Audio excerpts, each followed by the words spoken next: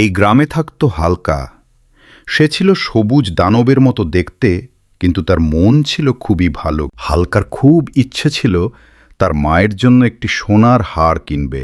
একদিন সে সোনার দোকানে গেল, কিন্তু গরিব দেখে দোকানদার তাকে ঢুকতেই দিল না। অপমানিত হয়ে হালকা বাড়ির দিকে ফিরছিল। হঠাৎ গ্রামে এক ভয়ঙ্কর দানব ঢুকে পড়ল।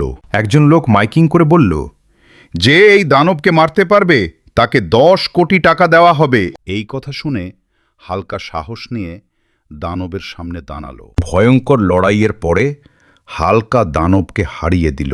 গ্রামবাসীরা খুশি হয়ে তাকে 10 কোটি টাকা পুরস্কার দিল। হালকা সোজা সেই সোনার দোকানে গিয়ে একটি সুন্দর সোনার হার কিনল।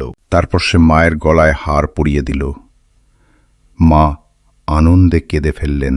বন্ধুরা, সবাই সবার মায়ের জন্য দোয়া করি এবং চ্যানেলটাকে সাবস্ক্রাইব করি।